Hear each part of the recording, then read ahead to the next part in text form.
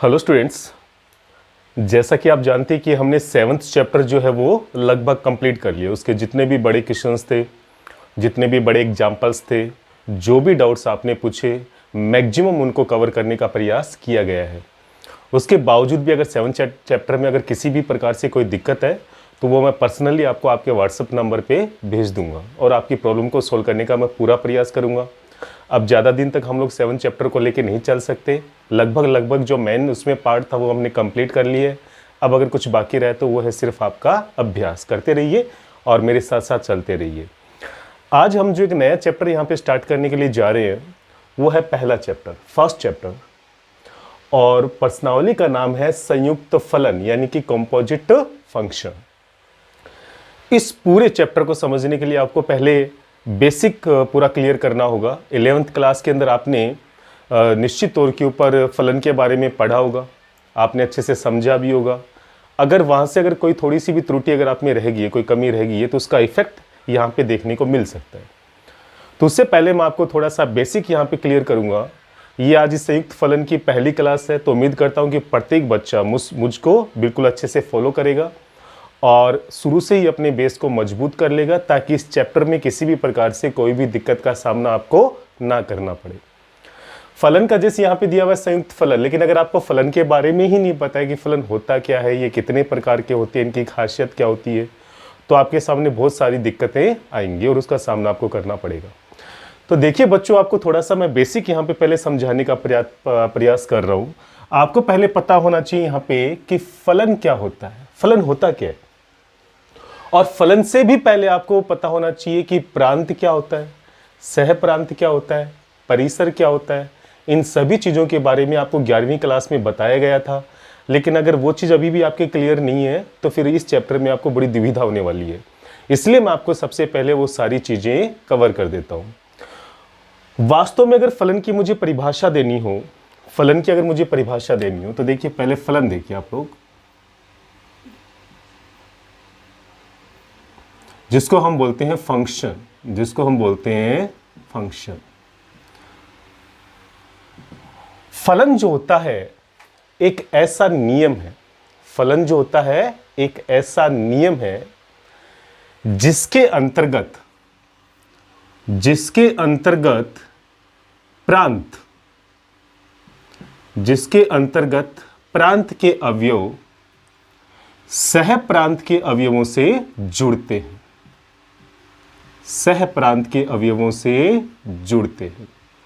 एक ऐसा नियम, फलन की परिभाषा अगर मैं दोबारा देना चाहूं, ध्यान से समझिएगा।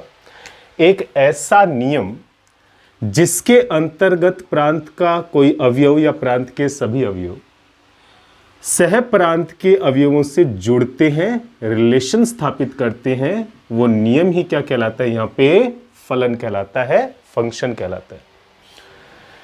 तो आपको यहाँ पे अच्छे से समझ में आया होगा कि फलन क्या हो गया यहाँ पे, लेकिन अभी आपको ये पता होना चाहिए कि प्रांत क्या होता है और सह प्रांत क्या होता है। देखिए बच्चों, अगर यहाँ पे मैं एक एग्जांपल लेता हूँ, y इक्वल्स टू एक्स की स्क्वायर, ध्यान से समझिएगा यहाँ पे y इक्वल्स टू एक्स की स्क्वायर, और कोई आपसे पूछे कि आप इस फलन का प्रांत बताइए, तो देखो बच्चों, प्रांत का मतलब होता क्या है, प्रांत हम किससे समझते हैं, प्रांत का एक्चुअल मीनिंग क्या होता है। प्रांत का मतलब सीधा सा होता है वो बाउंडेशन जो एक्स के ऊपर लागू होती है। मैं यहाँ पे एक्स की कौन कौन सी वैल्यूज ले सकता हूँ, मैं यहाँ पे एक्स की कौन कौन सी वैल्यू ले सकता हूँ, उन सभी वैल्यूज का, उन सभी मानों का जो समुच्चय होता है वो यहाँ पे कहलाता है प्रांत। जैसे y equals to x square में यहाँ पे x कोई भी मान ग्रहण कर सकता है, कोई भी मान ग्रहण कर सकता है, प्रत्येक मान का यहाँ पे वर्ग हो सकता है। कहने का मतलब मैं यहाँ पर कोई भी वास्तविक संख्या ले सकता हूँ। यहाँ पे जो मैंने r लिखा है, r का मतलब होता है रियल नंबर यानी कि वास्तविक संख्या, और वास्तविक संख्या को हम किससे रिप्रेजेंट करते हैं, r से रिप्रेजेंट करते हैं। तो मेरे पास यहाँ पे जो प्रांत है, अगर मैं स्पेशली इसी फलन की बात करूं तो मेरे पास यहाँ पे प्रांत होगा r यानी कि कोई भी वास्तविक संख्या यहाँ पे x के स्थान पे ली जा सकती है, तो यहाँ पे प्रांत हो जाएगा r। परिसर की अगर हम लोग बात करें, तो देखो बच्चों, यहाँ पे परिसर परिसर का यहां पे सीधा सा मतलब होता है कि x की वैल्यू रखने के बाद, x की वैल्यू रखने के बाद y के मानों का जो हमें समुच्चय प्राप्त होता है, जो क्राइटेरिया प्राप्त होता है y के मानों का, वास्तव में वही क्या कहलाता है? परिसर कहलाता है। एक बार फिर से समझिए, परिसर क्या होगा? परिसर हम किसे कहते हैं? x के जो भी संभावित मान है, अगर मैं वो यहां पे रख दूं, मुझे उन मानों के संगत जो y के मान का क्राइटेरिया प्राप्त होता है या जो समुच्चय प्राप्त होते हैं, वास्तव में वो क्या कहलाता है? यहां पे परिसर। तो देखिए बच्चों, यहां पे परिसर क्या होगा? कोई भी वास्तविक संख्या जब मैं यहां पे x के स्थान पे रखता हूं और जब मैं उसका वर्ग करूंगा, तो आपको अच्छे से पता है कि मुझे y का मान कभी भी नेगेटिव तो नहीं मिलने वाला, ऋणात्मक वैल्यू तो मुझे नहीं मिलेगी, क्योंकि भले ही मैं x का मान यहाँ पे ऋणात्मक ले लो, लेकिन जैसे ही मैं उसका वर्ग करूंगा मुझे यहाँ पे पॉजिटिव वैल्यू मिलेगी, धनात्मक मान मिलेगा। हाँ, अगर मैं x का मान 0 रखता हूं तो मुझे y का मान 0 प्राप्त हो सकता है। इसका मतलब ये हुआ कि y का जो मान है वो आपको 0 से लेकर प्लस अनंत तक कुछ भी प्राप्त हो सकता है। तो इस फलन के लिए जो मेरा परिसर होगा वो हो जाएगा यहाँ पर 0 से लेकर अनंत तक। क्या हो जाएगा यहाँ पे? 0 से लेकर अनंत तक। तो बच्चों काफी ध्यान से आपको समझना पड़ेगा प्रांत और परिसर। तो यहां पे देखिए, अगर मैं फलन की बात करूं, हालांकि आपके सामने किस प्रकार से क्वेश्चंस आएंगे, आपको ये पहले डिफाइन होगा कि फलन f जो है वो किससे किस में परिभाषित है। जैसे आपके सामने क्वेश्चन ऐसे आएगा कि फलन f जो है वो n से r में परिभाषित है, फलन f जो है वो r से n में परिभाषित है, फलन f जो है वो n से n में परिभाषित है, या इस प्रकार से आपके सामने यहां पर n से q में परिभाषित है। इस प्रकार से सवाल के स्टार्टिंग में आपको ये कंडीशन जरूर दी हुई मिलेगी। इसका मतलब सीधा सा ये होता है कि यहां पे फलन f जो है, n का मतलब होता है प्राकृत संख्या, r का मतलब होता है वास्तविक संख्या। इसका मतलब फलन f जो है वो प्राकृत संख्या से वास्तविक संख्या में परिभाषित है। कहने का मतलब ये वाला जो पार्ट है वो प्रांत को शो करेगा और ये वाला पार्ट जो है वो सह प्रांत को शो करेगा। तो यहाँ पे जो पहला पार्ट है वो शो करता है प्रांत को और जो दूसरा पार्ट है वो शो करता है यहाँ पे सह प्रांत को। तो फिर परिसर क्या होता है? ध्यान रखिए बच्चों, प्रांत के मानों के संगत जो मुझे सह प्रांत के अवयव प्राप्त होते हैं, प्रांत के मानों के संगत, या यूं बोलो कि प्रांत के जो अवयव सह प्रांत के जिन अवयवों के साथ जुड़े हुए हैं, उन्हीं अवयवों का समुच्चय, केवल उन्हीं अवयवों का समुच्चय जो है वो परिसर कहलाता है। परिसर एक बार फिर से समझ लीजिए बच्चों, प्रांत के जो अवयव सह प्रांत के जिन अवयवों के साथ जुड़े हुए हैं, उन्हीं अवयवों का समुच्चय जो है वो क्या कहलाता है? परिसर कहलाता है। परिसर जो है वो सह प्रांत के इक्वल भी हो सकता है और परिसर जो है वो सह प्रांत का उपसमुच्चय भी हो सकता है। तो यहां पे कई बार लिखा जाता है, 11वीं क्लास में भी आपको जरूर बताया गया होगा कि जो परिसर है वो या तो सबसेट होता है, उपसमुच्चय होता है, या इक्वल समुच्चय होता है सह प्रांत के। किसके होता है? यहां पे सह प्रांत के। तो यहां पे आपको इन तीन चीजों के बारे में अच्छे से पता होना चाहिए, प्रांत, सह प्रांत और परिसर। तो यहां पे फलन इस प्रकार से डिफाइन हो n से लेके q में, इसका मतलब यहां पे n यानी कि प्राकृत संख्या, ये तो होगी यहां पे प्रांत, q होती है परिमेय संख्याओं का समुच्चय, तो ये होगा यहां पे आपके सामने सह प्रांत, और n यानी कि प्राकृत संख्या के अवयव q के जिन अवयवों के साथ जुड़े हुए हैं, उन्हीं अवयवों का समुच्चय क्या कहलाता है? परिसर। हो सकता है वो सारे q के साथ जुड़े हों किसी भी फलन के संगत, तब तो वो सह प्रांत के इक्वल हो जाएगा। अदरवाइज परिसर जो है हमेशा सह प्रांत का उपसमुच्चय माना जाता है। इस बात को आप लोग ध्यान से समझिएगा। तो देखिए बच्चों, यहाँ पे थोड़ा सा बेसिक मैंने अभी क्लियर किया है, प्रांत, सह प्रांत और परिसर। उम्मीद करते हैं कि इन तीनों के अंदर आपको डिफरेंस जो है वो समझ में आ गया होगा। लेकिन बच्चों एक चीज ध्यान रखिएगा, छोटी छोटी जो कमियां होती हैं वो कभी कभी बड़ा रूप ले लेती हैं और हमें काफ़ी दिक्कतों का सामना करना पड़ता है। कई बच्चों के सामने ये भी दिक्कत आती है कि प्राकृत संख्या होती कौन कौन सी, वास्तविक संख्या कौन सी होती है, परिमेय संख्या कौन सी होती है, वास्तविक संख्या किसे कहते हैं, पूर्ण संख्या, पूर्णांक संख्या, इन सभी संख्याओं में उनके कन्फ्यूजन रहता है और उसको हम किस सिंबल से रिप्रेजेंट करते हैं। जब तक आपको ये सारी चीजें क्लियर नहीं होंगी तब तक आपको इसमें दुविधाएं रहेंगी।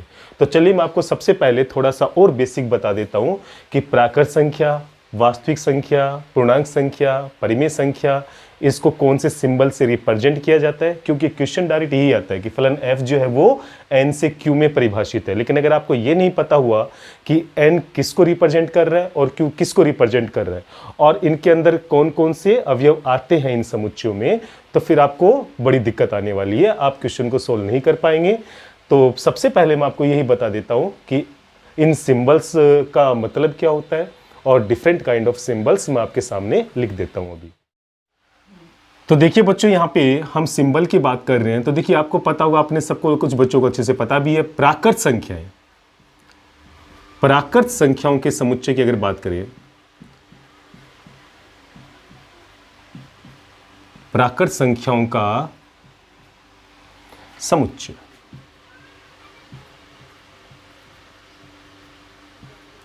इसको हम किससे रिप्रेजेंट करते हैं, इसको हम रिप्रेजेंट करते हैं n से। किससे रिप्रेजेंट करते हैं बच्चों इसको, n से। और इसके अंदर कौन कौन से अवयव आते हैं मैं आपको एक बार थोड़ा सा यहाँ पे हिंट दे देता हूँ, सारी चीजें शॉर्ट में समझा देता हूँ। प्राकृत संख्या जो होती है वो 1 से स्टार्ट होती है और यहाँ पर ये अनंत तक चलती है। कहाँ तक चलती है, अनंत तक। लेकिन ध्यान रहे बच्चों, प्राकृत संख्या में ये सारी पूर्ण संख्याएं आएंगी। कहीं आप सोच रहे हो कि 1 से लेकर अनंत तक के बीच की कुछ दशमलव की संख्या भी इसमें आती हो, तो ऐसा नहीं होगा। तो प्राकृत संख्याओं के समुच्चय को हम किससे रिप्रेजेंट करते हैं, n से रिप्रेजेंट करते हैं। और ये सारा आप लोग यहाँ पे नोट कर लेंगे अच्छे से। उसके बाद में देखिए बच्चों, यहाँ पे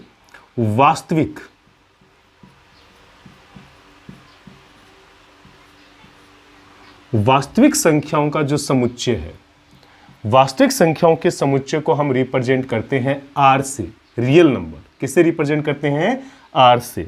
और ध्यान रहे, रियल नंबर में कौन कौन से यहाँ पे संख्याएं आपके सामने आएंगी, आपके सामने माइनस अनंत से लेकर प्लस अनंत तक की जितनी भी संख्याएं हैं, जितनी भी संख्याएं हैं, चाहे वो परिमेय हो चाहे वो अपरिमेय हो। इसको मैं ये भी लिख सकता हूं, परिमेय संख्या, परिमेय संख्या प्लस अपरिमेय संख्या।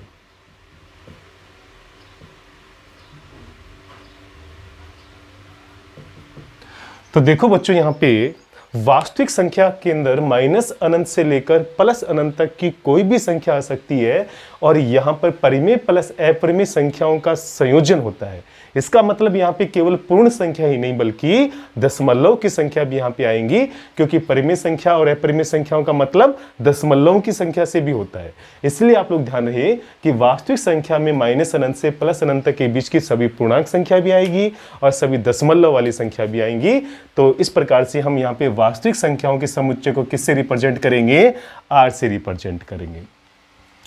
उसके बाद में देखिए बच्चों, आप यहाँ पे पूर्ण संख्या, पूर्णांक संख्याओं का,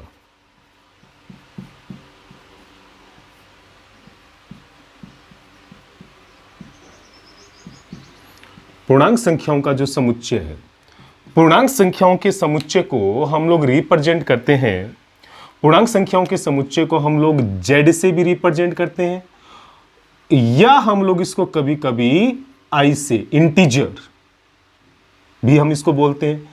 तो हम यहाँ पे ध्यान रखिए बच्चों कि हम पूर्णांक संख्याओं के समुच्चय को z या i से रिप्रेजेंट करते हैं। और पूर्णांक संख्या के अंदर कौन कौन सी संख्याएं आती हैं ये आपको सबको पता है। इसमें भी माइनस अनंत से लेकर प्लस अनंत तक की सभी पूर्णांक संख्याएं आएंगी। ये इसमें थोड़ा ध्यान रखने वाली बात है बच्चों, इसमें कौन सी संख्या आएंगी, केवल पूर्णांक संख्याएं।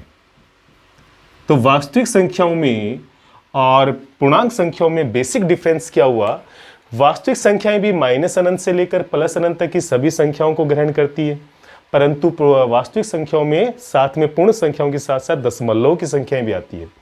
जबकि पूर्णांक संख्याओं को हम z या i से रिप्रेजेंट करते हैं और यहां पर माइनस अनंत से लेकर प्लस अनंत तक की केवल पूर्ण संख्याएं आएंगी, इसमें दशमलव की संख्याएं नहीं आएंगी।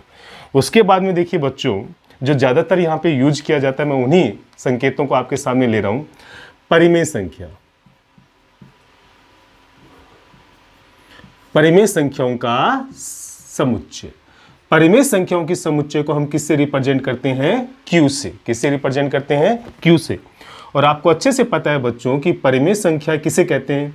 वे संख्याएं जिनको P बटे Q के रूप में लिखा जाए। वे संख्याएं जिनको P बटे Q के रूप में लिखा जाए। P बटे Q रूप वाली जो भी संख्याएं होंगी वो सारी की सारी जो है वो परिमेय संख्या कहलाएगी। बस यहां पे ध्यान रखने वाली बात ये है कि Q की जो वैल्यू है वो 0 के इक्वल नहीं होनी चाहिए, यानी बट्टे में कभी भी 0 नहीं आना चाहिए। अब आप में से कुछ बच्चे सोच रहे होंगे कि सर दशमलव की संख्या इसमें आती है कि नहीं आती है? देखो बच्चों, दशमलव की वो संख्याएं जिनको P बट्टे Q के रूप में बदला जा सकता है, मैं आपको इसके बारे में थोड़ा सा गौर से बता दूं और समझ भी लेना, इसमें थोड़ा कंफ्यूजन रहता है। यहाँ पे सभी पूर्णांक संख्याएं जो होती है ना, जितनी भी पूर्णांक संख्याएं हैं, जितनी भी पूर्णांक संख्याएं हैं वो सारी की सारी P बटे Q के रूप में लिखी जा सकती हैं। इसलिए सारी पूर्णांक संख्याएं जो है वो परिमेय संख्या होती है। उसके बाद में दशमलव की वो संख्याएं जिनका दशमलव प्रसार जो होता है वो शांत आवर्ती का होता है। कौन सी आवर्ती का होता है? शांत आवर्ती का होता है। यानी जिनका दशमलव प्रसार, दशमलव के बाद में संख्याएं रुक जाती हैं, दशमलव के बाद में डिजिट स्टॉप हो जाती हैं, हम उनको जो है P बटे Q के रूप में लिख सकते हैं। जैसे कि अगर मैं बात करूं 5.79, ये शांत आवर्ती की संख्या है, क्योंकि दशमलव के बाद में केवल दो डिजिट के बाद में यहाँ पे संख्याएं रुक गई, तो मैं इसको यहाँ पे P बटे Q के फॉर्म में कन्वर्ट कर सकता हूं। या फिर शांत आवर्ती के, अगर शांत आवर्ती नहीं हो तो दशमलव के बाद में वो संख्याएं जिनकी किसी अंक की यहाँ पे बार बार पुनरावृत्ति हो, क्या हो? यहाँ पे पुनरावृत्ति हो। तो पुनरावृत्ति वाली संख्याएं कौन कौन सी होंगी? जैसे कि एक एग्जांपल लेता हूं मैं यहाँ पे 2.7777 और इस प्रकार से यहाँ पे 77 जो है वो बार बार आता रहता है। और आपको पता होगा यहाँ पे जिस अंक की बार बार पुनरावृत्ति होती है उसके ऊपर हम लोग बार लाइन लगा देते हैं, यानी कि जिन दशमलव प्रसार के आगे किसी भी अंक की बार बार पुनरावृत्ति हो हम उसको भी P बटे Q के रूप में कन्वर्ट कर सकते हैं। तो याद रहे बच्चों, परिमेय संख्या के अंदर सभी पूर्णांक संख्याएं भी आती हैं, शांत आवर्ती की संख्याएं भी आती हैं, पुनरावृत्ति जिन दशमलव प्रसार के बाद में जिन अंक की होती है उनको भी हम लोग परिमेय संख्या के रूप में लेते हैं। लेकिन ध्यान रहे, जितनी भी अभाज्य संख्याएं हैं 2, 3, 5, 7, 2, 3, 5, 7 जो केवल खुद से और एक से विभाजित होती है, उन सभी संख्याओं का जो वर्गमूल होता है वो हमेशा अपरिमेय संख्याओं को डिनोट करता है। तो अगर मैं आपको बोलूं कि वास्तविक संख्याओं में से अगर आपको अपरिमेय संख्याएं हटानी है तो केवल आप अभाज्य संख्याओं के वर्गमूल को हटा दीजिए, आपके पास जो शेष बचेंगी वो परिमेय संख्या होंगी और अपरिमेय संख्या वहां से हट जाएंगी। और ये जो परिमेय संख्या है इसके समुच्चय के बारे में आपको थोड़ा गौर करना पड़ेगा, क्योंकि इसके अंदर ये 3 प्रकार की संख्याओं का समावेश होता है जो कभी कभी कंफ्यूजन क्रिएट। देखिए बच्चों, यहाँ पे वास्तविक संख्या से रिलेटेड यहाँ पे कुछ और समुच्चय भी डिसाइड किए गए हैं, काफी आसान है। जैसे वास्तविक संख्या के अंदर अगर आपको कोई बोले धनात्मक वास्तविक संख्याओं का समुच्चय, धनात्मक वास्तविक संख्याएं, तो धनात्मक वास्तविक संख्याओं को हम किससे रिप्रेजेंट करते हैं? धनात्मक वास्तविक संख्याओं को हम Z+ से रिप्रेजेंट करेंगे। किससे रिप्रेजेंट करेंगे? Z+ से। इसी प्रकार से यहां पर जो है आपसे पूछा जा सकता है ऋणात्मक वास्तविक संख्याएं, ऋणात्मक वास्तविक संख्याओं का समुच्चय, तो यहां पर उसको हम लोग Z- से रिप्रेजेंट करेंगे। किससे रिप्रेजेंट करेंगे इसको? Z- से, Z नेगेटिव से। तो जब भी कभी Z के ऊपर प्लस का सिंबल आए इसका मतलब धनात्मक वास्तविक संख्या, केवल धनात्मक वाला पोर्शन लेना है। ऋणात्मक का सिंबल आए तो हमें केवल ऋणात्मक वास्तविक संख्याओं का यहाँ पे समुच्चय लेना है। तो देखिए बच्चों, यहाँ पे ये जो महत्वपूर्ण आपके सामने यहाँ पे समुच्चय है और उनके प्रतीक हैं वो मैंने आपको यहाँ पे लिखवा दिए हैं, जिनका इस्तेमाल 99% जो आपके एक्सरसाइज में होगा। इनमें कौन कौन सी संख्याएं आती है इसके ऊपर आपको अच्छे से थोड़ा गौर करना है। तो देखिए बच्चों, यहाँ पे फलनों से संबंधित यहाँ पे सभी प्रकार के समुच्चयों के प्रतीकों के बारे में जानने के बाद अब हम लोग हमारे मेन चैप्टर के ऊपर आते हैं, संयुक्त फलन। और इसमें हम सबसे पहले पढ़ने वाले हैं फलनों का संयोजन। तो विभिन्न प्रकार के फलन आपने देखे हैं, जिसमें प्रतिलोम फलन भी होते हैं, त्रिकोणमितीय फलन भी होते हैं साइन थीटा कोस थीटा वाले, और लोगरिथम फलन भी होते हैं, log x स्क्वायर वाले, चरघातांकी फलन जिसको हम एक्सपोनेंशियल फलन भी बोलते हैं, e की घात x वाले। इसके अलावा अल्जेब्रिक फंक्शन बीजगणितीय फलन जो होते हैं वो भी x के जितने भी बहुपद होते हैं वो सारे के सारे अल्जेब्रिक फंक्शन ही कहलाते हैं। और इसके अलावा जो है और भी बहुत सारे फलन होते हैं, विशेषताओं के आधार पे भी काफ़ी फलन होते हैं, अचर फलन होते हैं, तत्समक फलन होते हैं। इन सब के बारे में आपने 11वीं क्लास में पढ़ा हुआ है। लेकिन इसके अलावा कुछ और फलन जो 2 या 3 महत्वपूर्ण फलन हैं जिनके बारे में आपने 11वीं क्लास में ज़्यादा अध्ययन नहीं किया है या जिनसे आपका ज़्यादा सामना नहीं हुआ है, मैं पहले उनको क्लियर कर देता हूँ शॉर्ट में। देखिए बच्चों, यहाँ पे एक होता है बड़े ब्रैकेट में यहाँ पे x का आना, बड़े ब्रैकेट में यहाँ पे x का आना, ये कहलाता है यहाँ पे महत्तम पूर्णांक फलन। क्या बोलते हैं इसको? महत्तम पूर्णांक फलन। इसको हम बोलते हैं महत्तम पूर्णांक फलन। महत्तम पूर्णांक फलन। इस फलन की खासियत क्या होती है? इस फलन के बारे में पहले तो आपको अच्छे से पता होना चाहिए कि इस फलन की खासियत क्या होती है, क्योंकि अभी तक इस फलन से आपका ज़्यादा सामना नहीं हुआ है। आपने मापांक फलन जरूर पढ़ा होगा, मापांक फलन आपने सब में पढ़ा है, और मापांक फलन के बारे में आपको अच्छे से पता है कि यहाँ पे मापांक के अंदर अगर कोई भी वैल्यू नेगेटिव आती है, ऋणात्मक वैल्यू हम लेते हैं, तो मापांक हटने के बाद में वो धनात्मक वैल्यू में कन्वर्ट हो जाती है। तो लेकिन महत्तम पूर्णांक फलन की खासियत क्या होती है ये आपको समझना होगा और बड़े ध्यान से समझना होगा। महत्तम पूर्णांक फलन की खासियत ये होती है कि अगर आप इसमें x का मान कोई भी पूर्णांक संख्या लेते हो, तब तो वही पूर्णांक संख्या जो है आपको वापस मिलेगी। 7 लोगे 7 मिलेगा, 6 लोगे 6 मिलेगा, और इस प्रकार से आप यहाँ पे कोई भी पूर्णांक संख्या इसमें डालोगे तो आपको वही पूर्णांक संख्या वापस मिलेगी।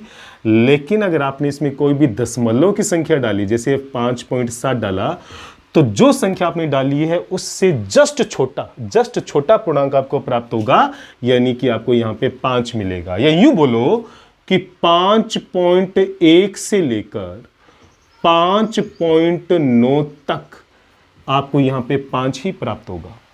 इसी प्रकार अगर मैं बोलूं कि 7.09 है यहाँ पे, तो 7.09 से जस्ट छोटा पूर्णांक जो होता है वो 7 होता है। या यूं बोलो कि 6.99 अगर यहाँ पे महत्तम पूर्णांक में आता है, तो इसका मान यहाँ पर हो जाएगा 6। मैंने बोला है कि जो वैल्यू यहाँ पे दी गई है उससे जस्ट छोटा, ज़्यादा छोटा नहीं, इससे जस्ट छोटा पूर्णांक जो है वो इसकी वैल्यू हो जाएगी। तो महत्तम पूर्णांक फलन यहाँ पे क्या हो जाएगा बच्चों? x की वैल्यू अगर पूर्णांक है तब तो x की वैल्यू खुद ही इसका मान कहलाएगी, लेकिन अगर x की वैल्यू दशमलव के रूप में है तो हमें उससे जस्ट छोटा पूर्णांक यहाँ पे लेना पड़ेगा। ये खासियत होती है महत्तम पूर्णांक फलन की। तो आपको इसके बारे में अच्छे से पता होना चाहिए। अगर हम इसका डायग्राम बनाएं, थोड़ा और समझ लीजिए इस फलन के बारे में, ये आगे काफ़ी आपके सामने आने वाला है और आगे ये दिक्कत ज़्यादा आपको ना दे, इसलिए आपको इसको ध्यान से समझिए। देखो, मैं संख्या रेखा पे समझने का प्रयास कर रहा हूँ। मेरे पास ये निर्देश तंत्र है 0, 1, 2, 3, 4, 5। यहाँ पे मैं चलता हूँ, यहाँ पे माइनस का 1, यहाँ पे चलता हूँ मैं माइनस का 2, यहाँ चलता हूँ माइनस का 3, यहाँ पे देखिए आप +1, यहाँ पे मैं चलता हूँ +2, यहाँ पे मैं चलता हूँ +3, यहाँ पे मैं चलता हूँ +4, यहाँ पे आएगा देखो बच्चों -1, यहाँ पे मैं ले लेता हूँ माइनस का 2, और यहाँ पे मैं ले लेता हूँ -3, और इस प्रकार से मैं एक निर्देश तंत्र का यहाँ पे निर्माण कर रहा हूँ।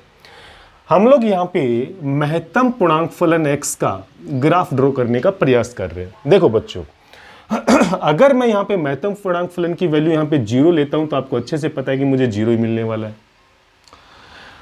अगर मैं यहाँ पे लेता हूँ 0.1 तो मुझे अभी तब भी क्या मिलने वाला है? 0।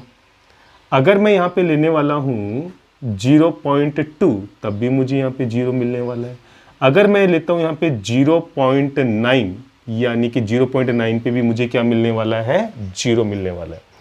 तो यानी x की वैल्यू 0 से लेकर 1 तक अगर मैं लेता हूं तो मुझे y का मान जो है वो केवल 0 ही प्राप्त होता है, यानी कि मेरे पास ये वाली रेखा प्राप्त हो जाएगी। यानी अगर मैं इस पूरे ग्राफ को ड्रॉ करता हूं तो मुझे यहां पर ये वाली रेखा प्राप्त हो जाएगी 0 से 1, मुझे एक स्ट्रेट लाइन मिलेगी 0 से लेकर 1 तक। आगे देखिए बच्चों यहां पे, लेकिन अगर मैं 1 से लेकर 2 तक बढ़ता हूं, लेकिन ये 1 को क्रॉस नहीं करेगी। अगर मैं आगे बढ़ता हूं, अब देखिए आप इसको ध्यान से समझिएगा,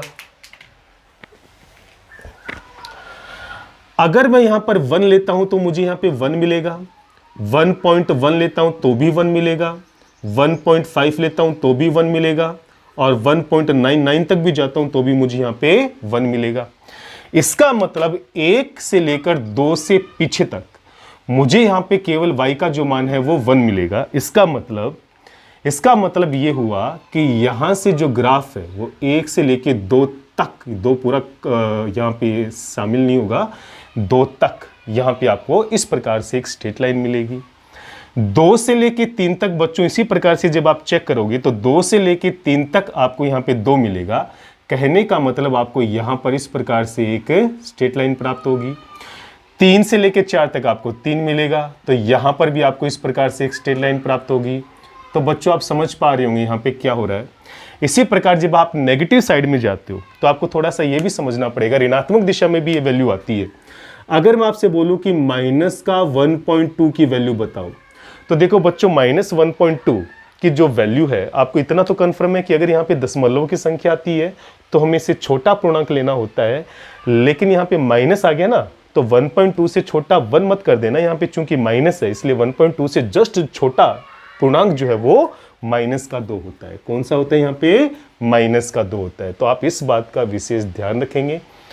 अगर मैं आपसे बोलूं कि 3.44, 3.14 अगर मैं माइनस में लेता हूं तो यहां पर इसकी वैल्यू क्या होगी। अगर 3.14 मैंने पॉजिटिव लिया होता, धनात्मक लिया होता, तब तो इससे छोटा पूर्णांक 3 होता, मैं यहां पे 3 लिखता, लेकिन -3.14 आ गया ना, तो इससे जस्ट छोटा पूर्णांक जो है वो यहां पे -4 होगा।